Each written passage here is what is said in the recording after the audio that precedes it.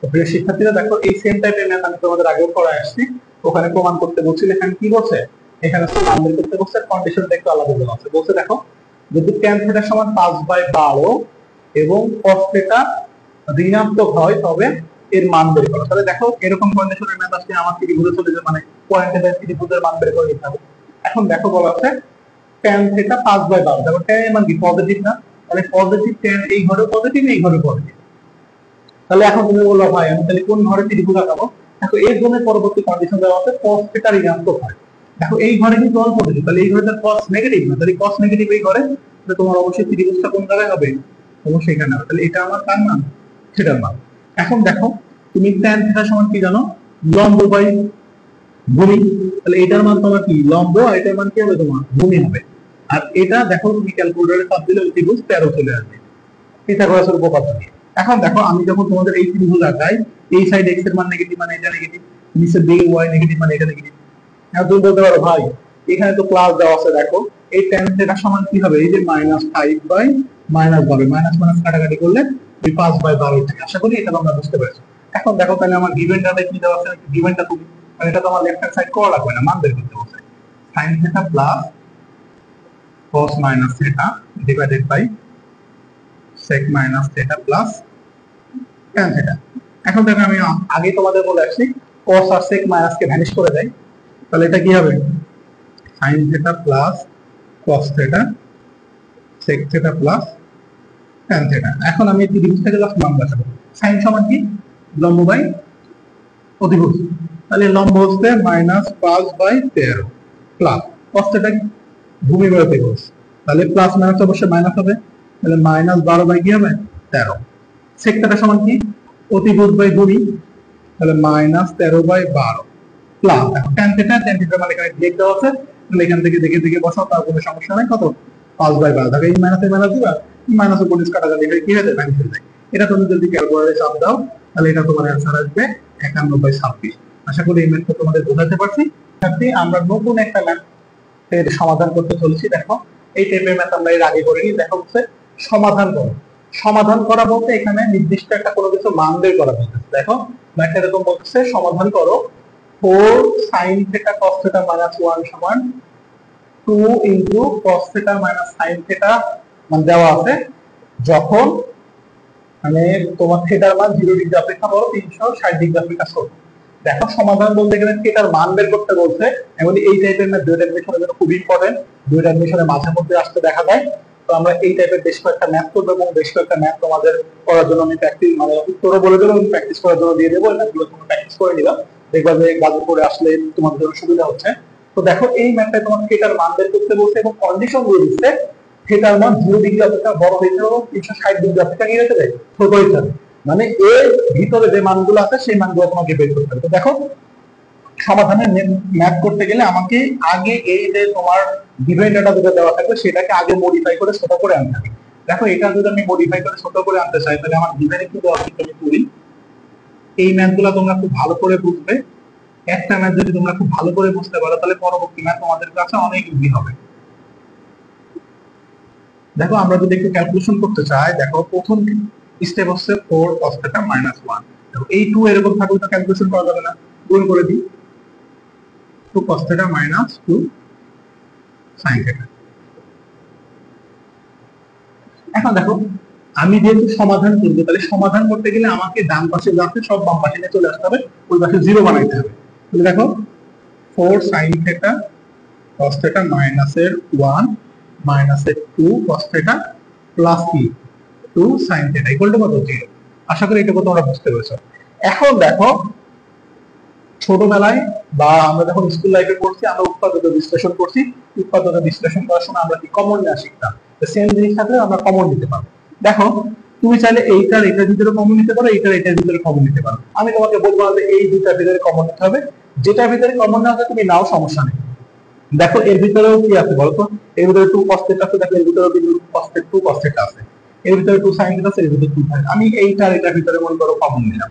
এখন দেখো এই দুটার ভিতরে যদি কমন নিই তাহলে আমি দেখো 2 cos θ কমন নেব।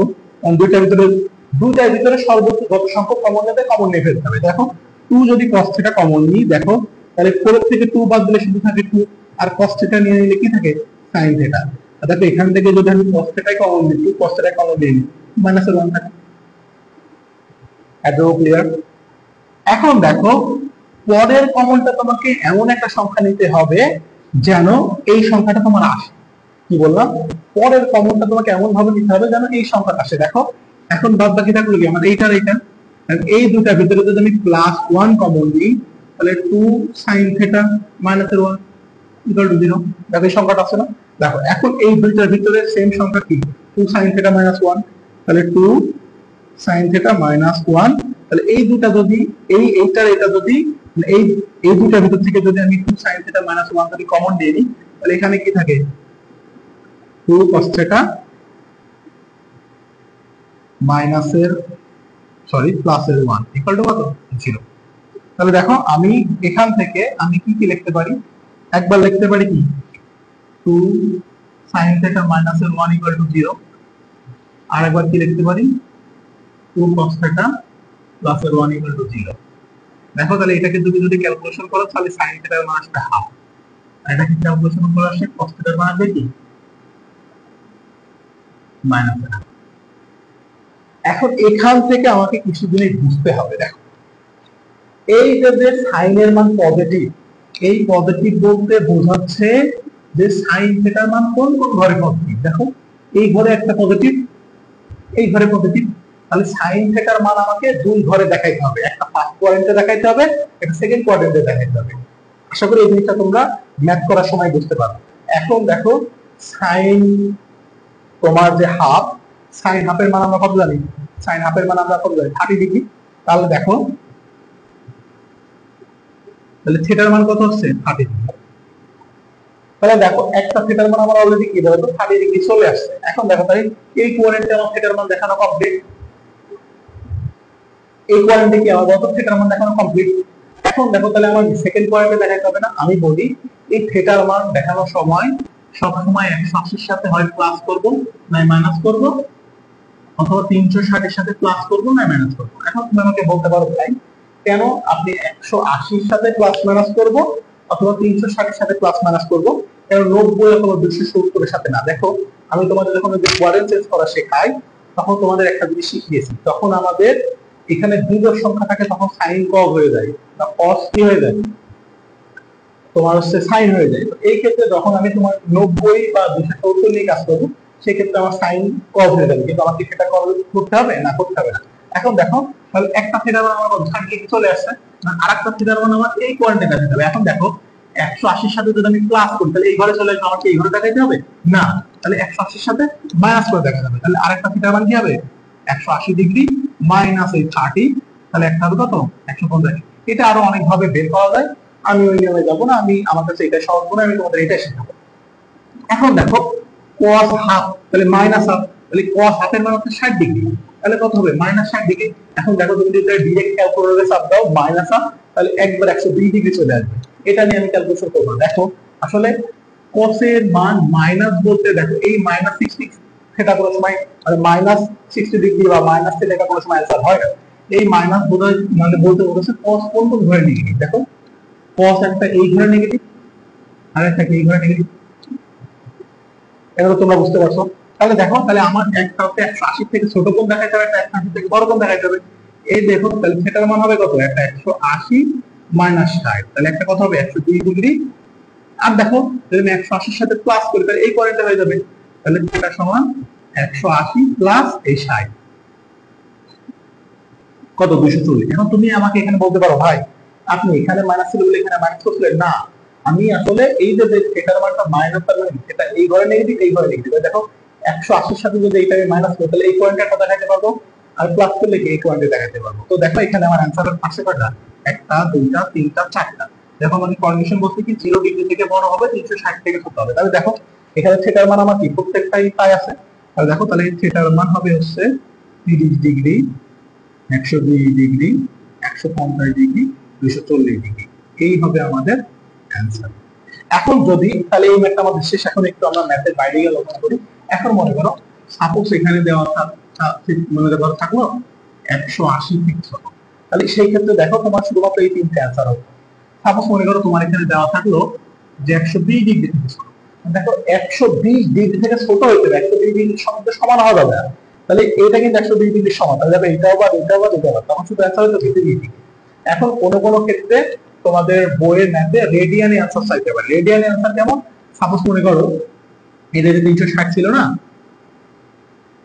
এই জিরোকে তো জিরোই বলে, আর থিটার এই 360 কে বলে হচ্ছে 2 পাই। কি বলে বলো তো? 2 পাই, কারণ পাই সমান 180 ডিগ্রি, আর 2 পাই মানে কি 360 ডিগ্রি। এই রেডিয়ানে যদি কোনো সময় তোমার অ্যান্সার চাই, এইগুলোকে অবশ্যই রেডিয়ানে দেখাইতে হবে। এখন রেডিয়ানে কিভাবে দেখাবো? ডিগ্রি থেকে রেডিয়ানে নিয়ে যাওয়ার নিয়ম হচ্ছে, এটা একটু নোটবুক আকারে লিখে নিবা, ডিগ্রি হতে রেডিয়ানে নিতে পাই বাই 180 দ্বারা গুণ করতে হবে। কি করতে হবে? পাই বাই 180 দ্বারা কি করতে হবে বলতো? গুণ করতে হবে। ডিগ্রি থেকে রেডিয়ানে নিতে কি করতে হবে? পাই বাই 180 দ্বারা। সাপোজ তোমাদের এটা যে তোমার রেডিয়ানে দেওয়া থাকতো, তাহলে দেখো আমি কি করতাম, এই যে 30 ইনটু পাই বাই কত 180, তো দেখো এটা দ্বারা কি কাটলে কি থাকে 6, একটা আনসার হতো পাই বাই 6। সেম আমি কি করতাম 120 ইনটু পাই বাই 180, এটাও কাটাকাটি করতাম, ওরকম কাটাকাটি করে এরকম করে আনসার দিতাম। আশা করি এই টাইপের ম্যাথ তোমরা বুঝতে পেরেছো। আমাদের পরবর্তী সব ম্যাথই সেম নিয়মে হবে। চলো ওই টাইপের ম্যাথ আমরা শুরু, মানে এই সেম টাইপের ম্যাথই আমরা আরো কয়েকটা প্র্যাকটিস করি।